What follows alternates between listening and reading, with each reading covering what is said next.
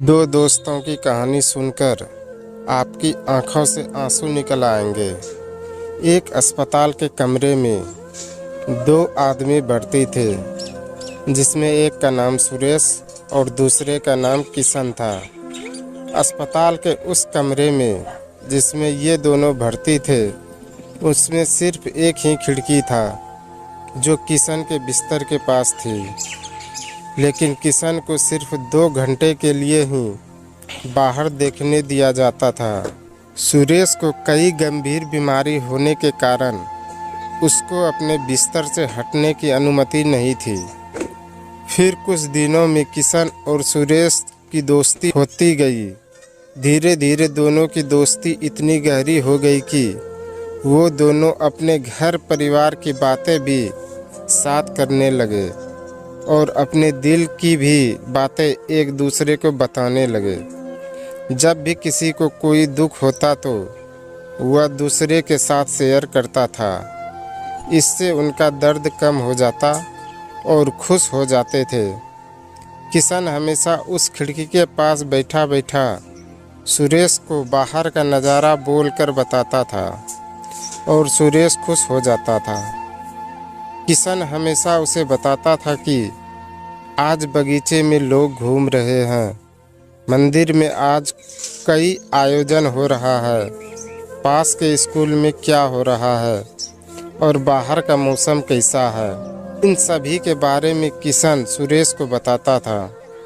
सुरेश अपने जीने की उम्मीद खोता जा रहा था। सुरेश यह सब सुनकर बहुत ही खुश हो जाता और अपनी बीमारी को वो धीरे धीरे भूलने लगा।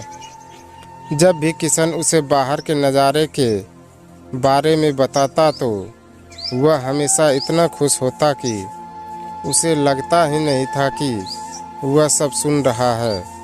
उसे लगता था कि वो ये सब नज़ारा देख रहा है।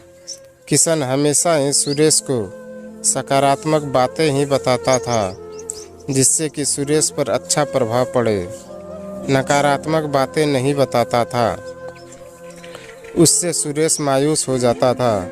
दोनों दोस्तों के बीच दोस्ती इतनी गहरी हो गई थी कि वो अपनी सभी बातें एक दूसरे को बताने लग गए थे। यह सिलसिला काफ़ी दिनों तक चलता ही रहा। किशन सुरेश को बाहरी रंगीन दुनिया का नज़ारा बताता और सुरेश बहुत खुश होता। एक दिन अचानक किशन की मौत हो जाती है। इसकी खबर जब सुरेश को पड़ती है तो वह बहुत दुखी होता है और उसे याद करने लगा। जब नर्स किशन को वहाँ से हटा रही थी तो सुरेश ने उस नर्स से उस खिड़की वाले बिस्तर के लिए अनुरोध करता है। तो नर्स ने कहा कि तुम्हें यह बिस्तर क्यों चाहिए? तो सुरेश ने कहा कि मैं यहाँ से बाहर का नज़ारा देखना चाहता हूँ, जो मुझे किशन बताता था। लेकिन जब सुरेश उस खिड़की से देखता है तो वहाँ कुछ दिखाई ही नहीं देता था, क्योंकि वहाँ पर एक दीवार खड़ी हुई थी। वहाँ कोई मंदिर का आयोजन, पार्क में खेलते बच्चे और पास में कोई स्कूल ही नहीं था। जो कुछ किशन सुरेश को बताता था वो कुछ वहाँ पर था ही नहीं। किशन वो सब सुरेश को इसलिए बताता था क्योंकि सुरेश को वो सब सुनकर अपनी बीमारी को भूल रहा था। वो सिर्फ सुरेश की हिम्मत बढ़ाता था और उसकी मरने वाली उम्मीद को कम करता था, जिससे तुम जिंदगी जीने का महत्व सीख सको।